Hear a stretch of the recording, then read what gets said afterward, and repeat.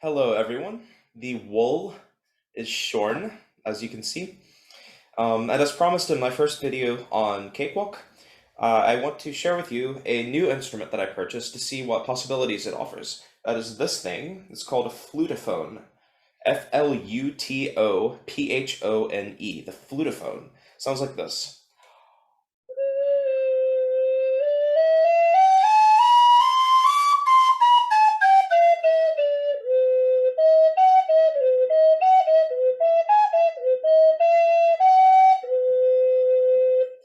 So it sounds a lot like a recorder, plays a lot like a recorder. The first thing I noticed about it when I opened it up, it only cost $3.50 on Amazon. So I thought, like, what is the harm in trying it out?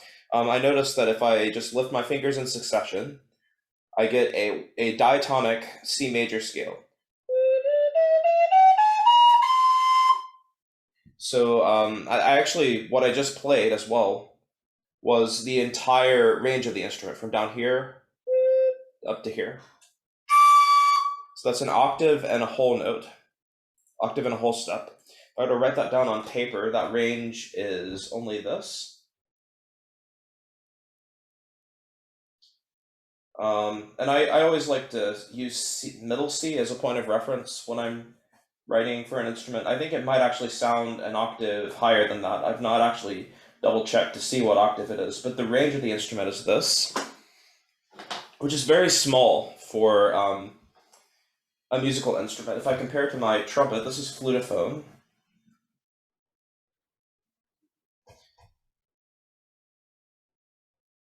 If I compare that to my trumpet, the comfortable range that I can play as sort of a classically trained trumpeter, an orchestral trumpeter, is from about down here to about up here.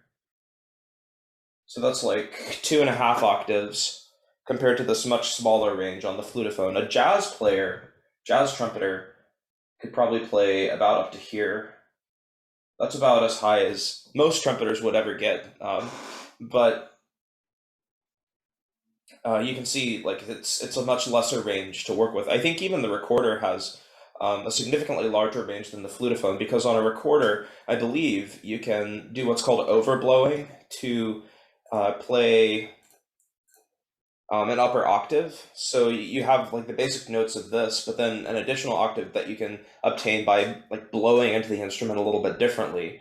I actually am meaning to order a recorder as well to have and be able to use.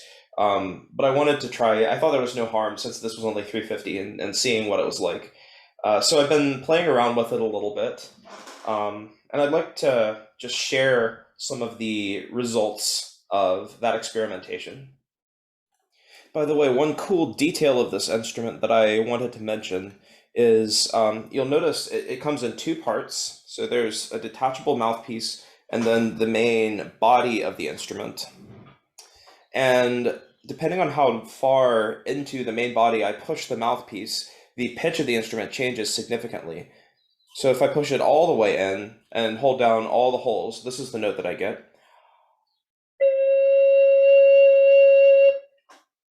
If I pull it out kind of halfway,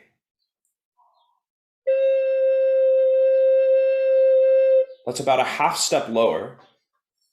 And if I pull it all the way out, as far out as I can pull it without removing it from the instrument, that's another half step lower. So I have as much as a whole step of variety in pitch that I can obtain just by pushing this mouthpiece in and out at different lengths. So that could be important if I say wanted to tune the instrument so that it's playing with other instruments. I would need to make sure that it was what I desired. So essentially, I can turn it into a C instrument if I have it at the midway point, a C sharp instrument if I have it pushed all the way in, or a B instrument if I have it at this point, all the way out. So I ordered this instrument and it came in the mail, and I first used it on April 16th. and just took it to my office on campus and started playing around. So the first thing that I recorded was a quick little duet between two flutophones. So I'll play that for you now.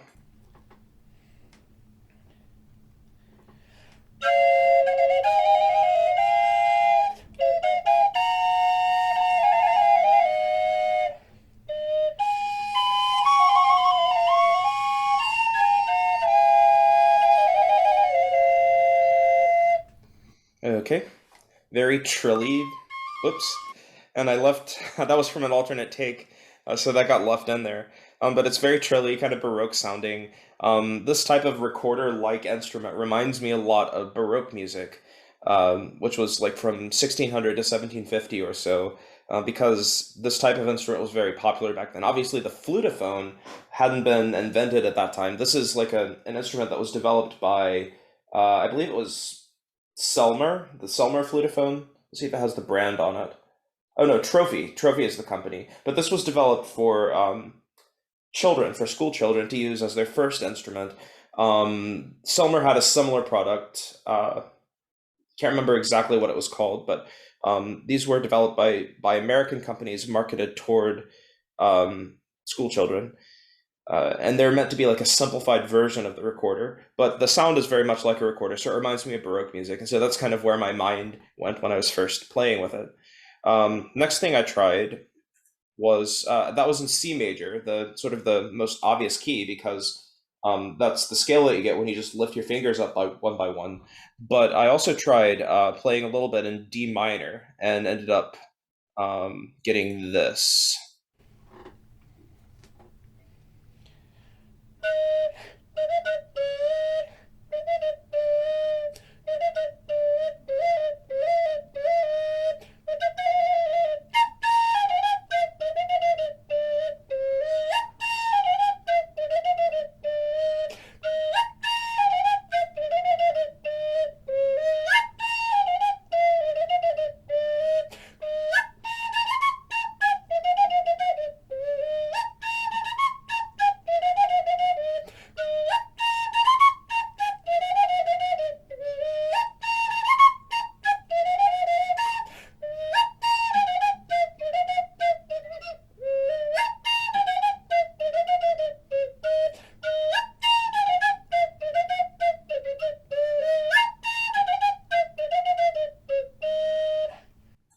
All right, so simple solo line in D minor.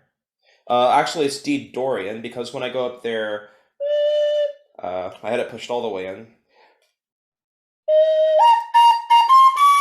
That B natural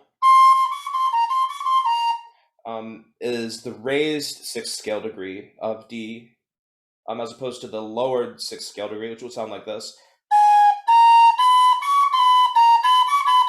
Something like that with a B flat. So because it has the raised sixth scale degree, it's really D Dorian mode. Um, so yeah, I was playing around with that. The Dorian mode is very comes very naturally on this instrument because it's part of that diatonic scale that you get just by raising your fingers one by one, whereas the B flat takes a little bit more thought to figure out how to finger correctly. So anyway, I got that melody, and then I started playing around and came up with a variation of it. So I'll play that.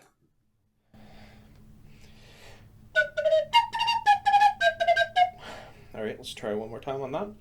I'm getting some overtone, about a fourth above the note that I'm playing.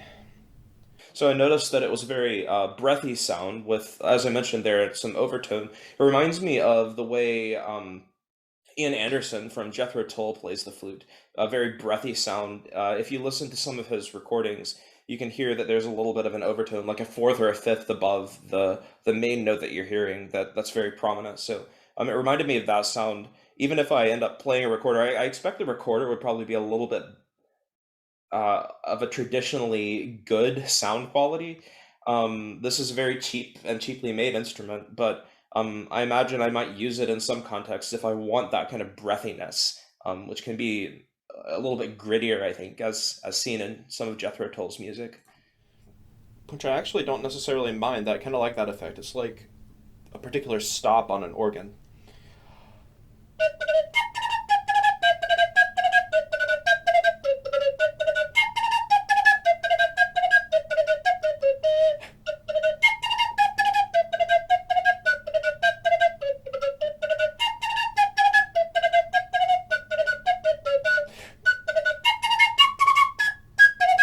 see. All right. So the technique I'm using there, by the way, to produce those really rapid articulations is the same that I would do on trumpet. It's called double tonguing, where I'm basically articulating dut digga dut dut digga dut dut digga dut. It works very easily on this instrument.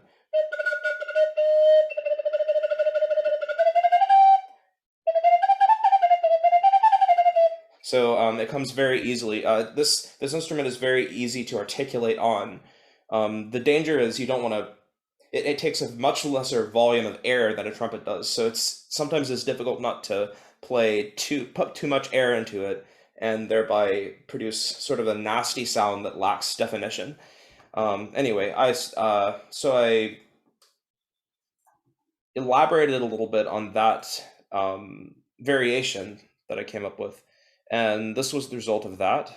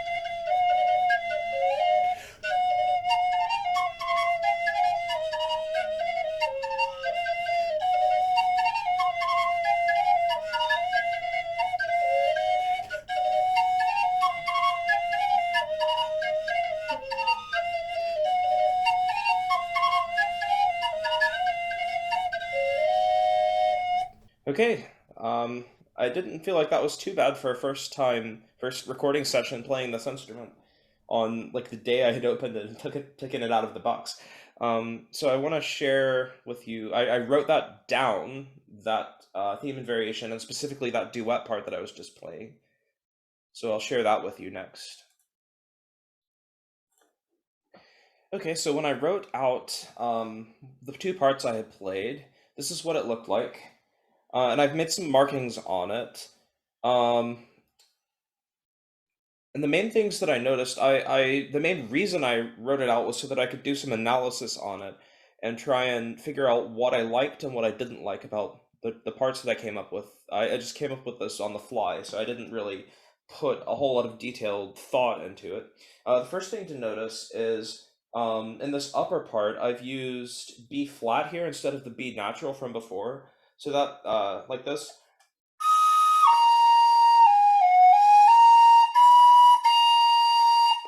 The use of B flat there actually transforms the mode of this from the D Dorian of the original theme to D Aeolian or natural minor. The difference between those two scales is just this what's called the sixth scale degree. That means it's the sixth note of the scale as you're going from the main note of the scale, the tonic, up. So that sixth scale degree is flat in D natural minor or D Aeolian, and it's natural or raised in D Dorian mode. That's the main difference between those two modes. So there's a little bit of a mode change from the initial theme to the variation, which is fine. The things that I noticed that I would like to change mostly have to do with the two parts being too similar to one another. So if you look at this first passage, they start in octave Ds, they go to unison A, and then the top part changes from A to G just a fraction of a beat after the um, bottom part changes from A to G. So those two parts are very similar to each other. They're too similar to each other. And I need to revise that initial part of the upper line to try and add a little bit more variety. Now it's a little bit tricky because again, I have a limited amount of range to work with on this instrument. I don't necessarily mind them starting with octaves, but if I start them there, then I need to figure out some way that they're not doing just exactly the same thing through here so that it adds a little bit more variety. To my ear, that sounded a little bit off. I thought this part worked fine. Same thing applies here because the two melodies, the two lines repeat themselves. So all of this passage, I would want to revise as well. The E here clashes a little bit with the F. That's going to be a minor second. That's going to be sort of a grading dissonance if you were to actually. It's pretty fast moving music, but if you were to actually isolate that portion of the recording, you would hear it's quite dissonant. And so I may consider revising this E. I don't know that I necessarily want that level of dissonance in this piece. An option would be maybe to move it up to the A here. So that's something I would consider. I thought the end of this, though, worked just fine, where I've circled it. I thought that part was pretty effective. I don't mind the dissonance here between the E and the F and the D. And because that gets resolved very nicely here on this consonance, and we're coming from a consonance as well.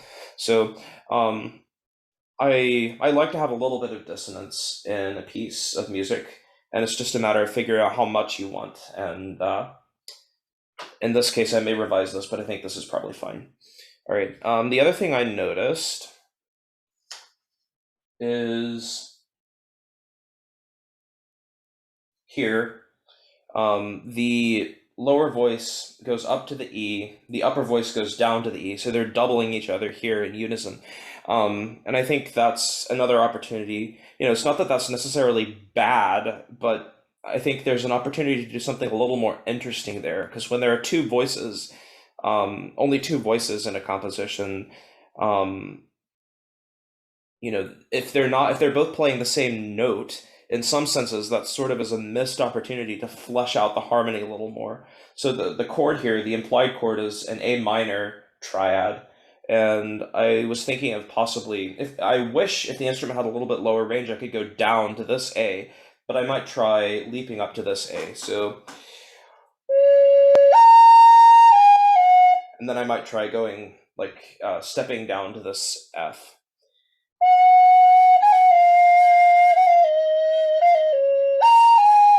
Something like that. But I'm still trying to figure out what option I want to use there. So anyway, I've got a little bit of a short piece for Flutophone duet started here. I'll probably try to write a couple more variations, but that was the result of the first recording session that I did with this new instrument. And there was one more application of this that I wanted to share with you. So, first of all, I did another little recording session. I've been learning to play little common tunes on this instrument. And as I play through this recording, I'll try to put in text on the screen what these recordings are, the pieces of music that they are. But I noticed that I can do a fair amount of vibrato on this instrument just by changing the air pattern. Vibrato is sort of a quaver in the sound that occurs naturally as you're singing. So I can sing with less or more vibrato. Here is a note with less vibrato. La. If I add more vibrato, it sounds more like this. La. And trained singers, I'm not a trained singer, but I understand from my friends who are that the proper vocal technique naturally induces some of that vibrato as you're properly supporting your sound with your air. So I have learned to use vibrato on trumpet, and the same sort of breath variation that I use on trumpet can be very easily applied to flutophone to produce vibrato. So here's a flutophone sound with less vibrato, kind of a flat tone, but I can add vibrato to it. So you hear how the sound is kind of quavering more in that second one. So in these recordings, I was just recording a single line. I didn't record a duet or anything, but I wanted to play around with the vibrato. And then I want to show you something cool that I was able to do in Cakewalk by applying different effects and talk a little bit about that application of Cakewalk for the flutophone. But first, here's just a few additional recordings that I was playing around with vibrato sound.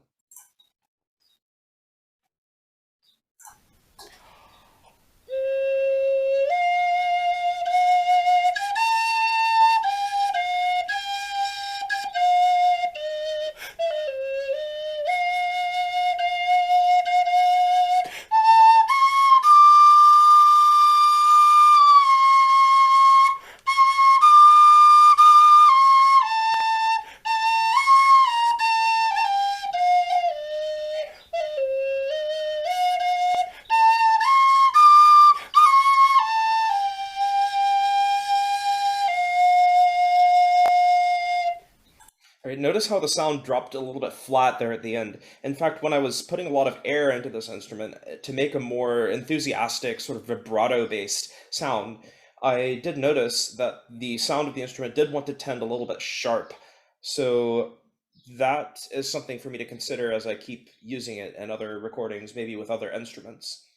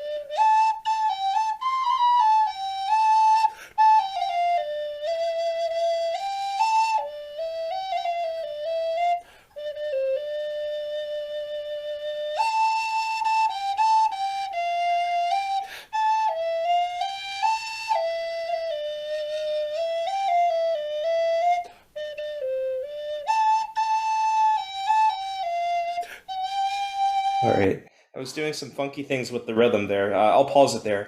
I want to just go ahead and show you, open up another file and show you some of the interesting things I've been able to do with this sound using various effects in Cakewalk.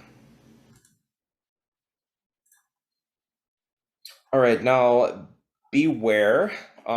This was quite a bit louder than the previous version. It gets amplified as I take it through some of these different effects. What I've done here is in what's called the Pro channel of Cakewalk, I've added a lot of reverb. This time for the duration of the reverb I've set to 20 seconds, which is the maximum.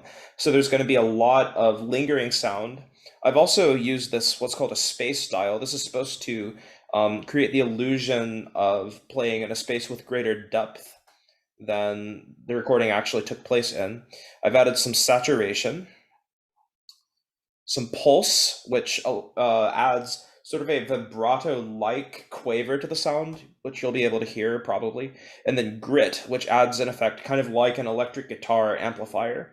So all of this applied to the flutophone in these same recordings creates a very, very different sound. It's almost unrecognizable.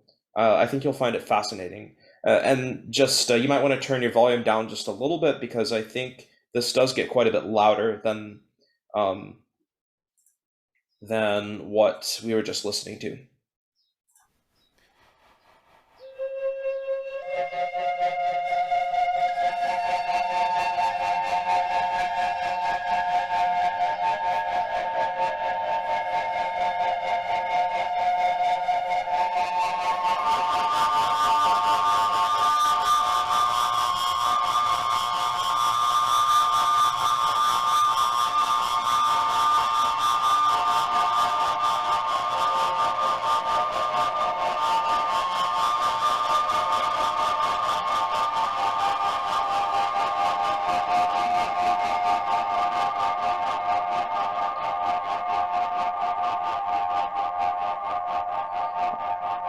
I love how it just sits there shimmering. That could be a really cool effect to use at some point. Now, it's very raw. It doesn't necessarily sound pretty in the conventional sense, but I think that could be a lot of fun to play with some of those settings. Let's hear the next example with those same settings applied.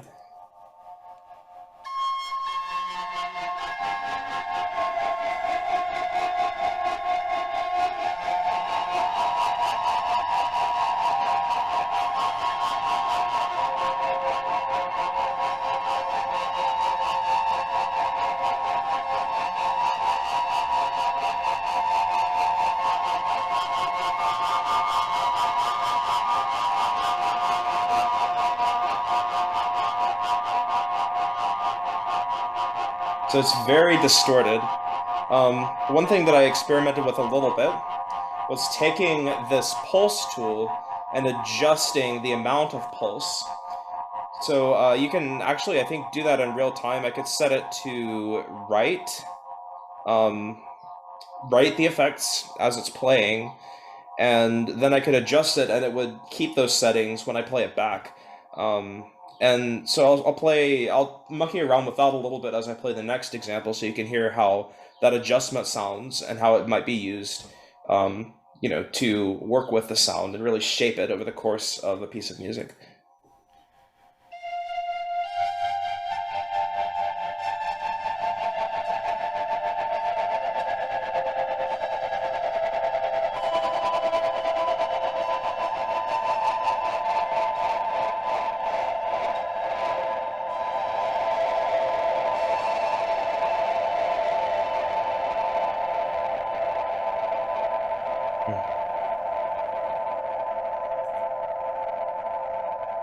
So you can hear how, as I adjusted this pulse knob, the pace at which the sound quavered changed.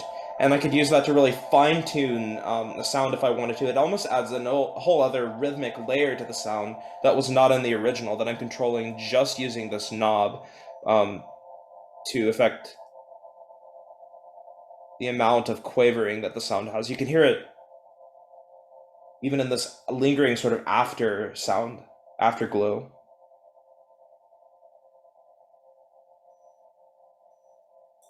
That's really cool.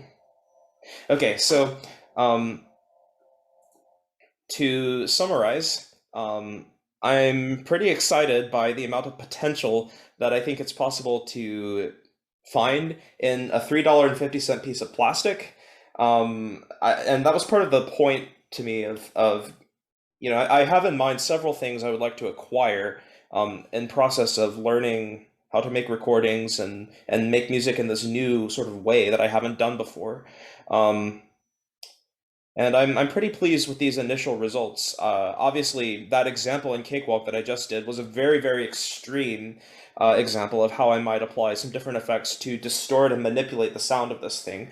But that's another sort of avenue of exploration. It's a whole kind of other element that goes into really the composition of a piece of music that you can only do using these kinds of electronic techniques. So I wanted to get a start in that and play around with some of the settings. Obviously, I'm not an expert on using these things. I'm just learning them. But I'm really happy with um, the results from the first couple of times I've recorded using this thing.